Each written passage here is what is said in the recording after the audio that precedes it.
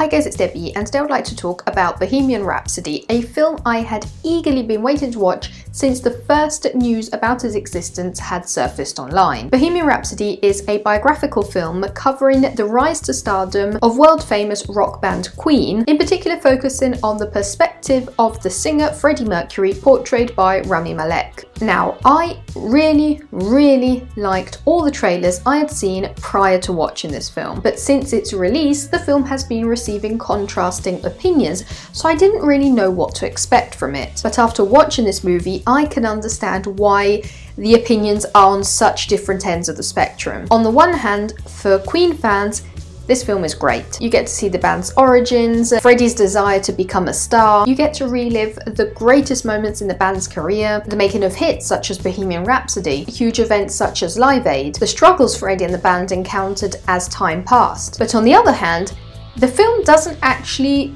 do anything more than that. It doesn't give its own personal touch. It doesn't add a strong artistic value, if not just convey the one given by the subjects of the film. It somehow felt as if it just took all the moments we all wanted to see, the ones I listed before, hyped them up and served them to the fans. I don't even actually have that much to say about this film, because it's just literally every moment that the audience wants to see put together in one film. And I don't mean in a constructive documentary style, also because many of the facts highlighted in the film aren't even historically accurate. I was speaking about this in my reaction video to the trailer of this film, but basically a few years ago I went to a special screening of a documentary film called A Night in Bohemia, which was about the origins of Queen, focusing particularly on a special BBC event broadcasted live on Christmas Eve back in 1975, and which raised the band to popularity in the UK and then in the rest of the world. The documentary features many parts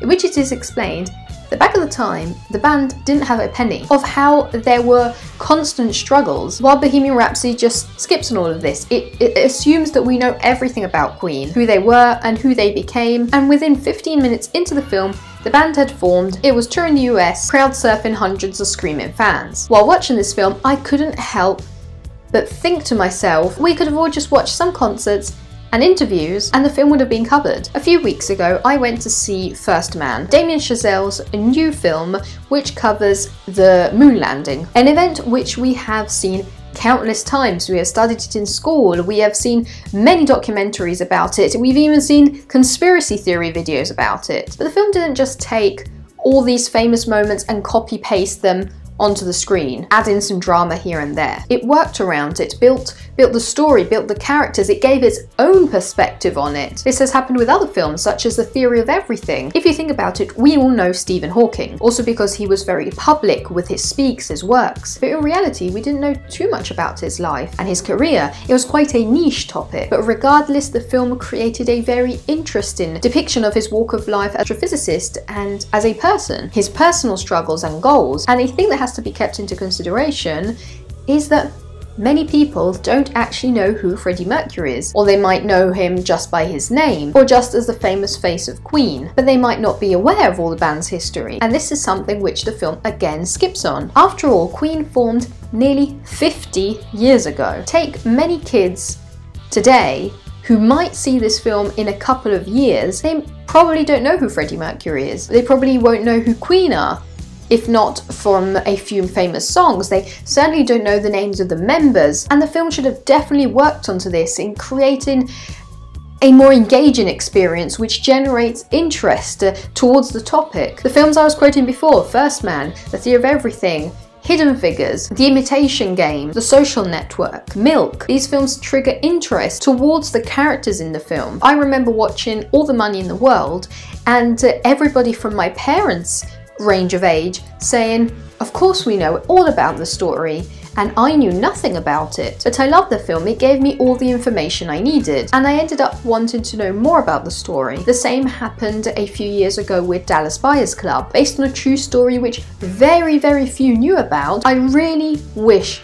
I could have said the same about Bohemian Rhapsody. I really wish I could have enjoyed it. My expectations were so high, I was so looking forward to it. It was entertaining. It did have some epic scenes. Some moments were very sad, but even in these points which triggered my emotions, I realised it was because the original material was meticulously recreated. It was the moments of concerts, music videos. It was a recreation of already existing material. So that couldn't have gone wrong. But even Rami Malek's Freddie Mercury didn't convince me. I think he is an awesome actor. I found him great at conveying Freddie's persona on stage, at recreating his very noticeable mannerisms, but it was somehow always pushed to the extreme, as if we were looking at a stereotyped version of Freddie. For example, there were many private moments, intimate moments, even sad ones, and he would still be over the top. And when as a spectator, you start to perceive too much the actor impersonating the character, the moment is lost. Again, just taken for reference, the films I was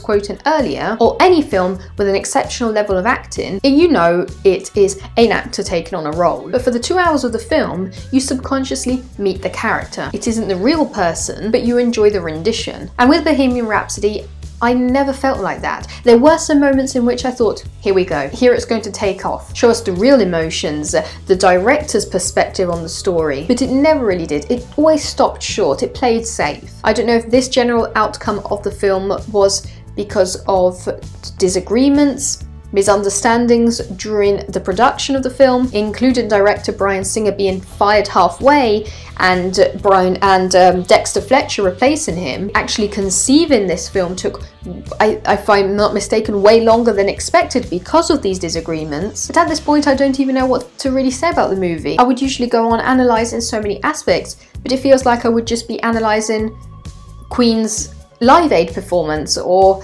music video. Let me know what you thought about Bohemian Rhapsody with a comment down below. I hope you enjoyed this video. If you did, make sure to subscribe, and I'll see you soon. Bye.